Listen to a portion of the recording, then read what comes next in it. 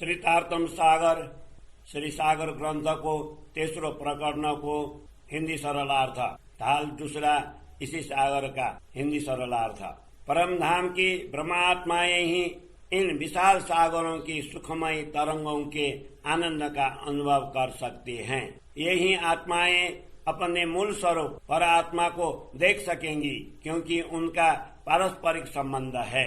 ब्रह्मात्माओं के इस स्वप्न के स्वरूप पर भी सदैव परम धाम के अखंड स्वरूप पर आत्मा की दृष्टि बनी रहती है, क्योंकि हमारी पर आत्मा इस नश्वर शरीर को स्वप्न में देख रही है।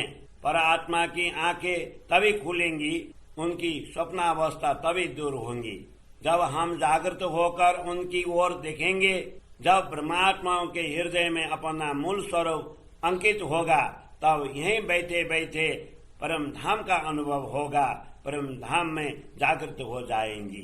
यद्यपि हम इस स्वप्नबद्ध जगत में अलग अलग शरीर धारण कर बैठे हैं, तथापि पर आत्मा की सुरता हमारे ऊपर ही लगी हुई है।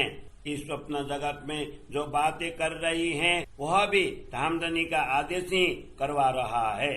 इस प्रकार धामधनी द्वारा प्रदत्त ब्रह्म ज्ञान अथवा तारतम ज्ञान हमें जागृत कर रहा है।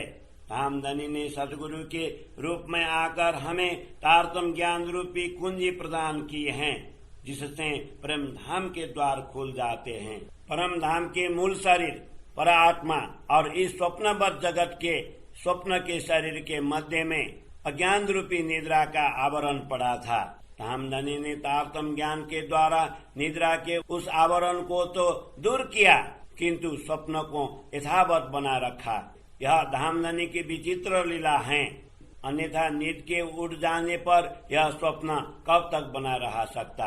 इस प्रकार यह स्वप्न नहीं रहना चाहिए, किंतु धामधनी के आदेश से ही यह अभी तक टिका हुआ है।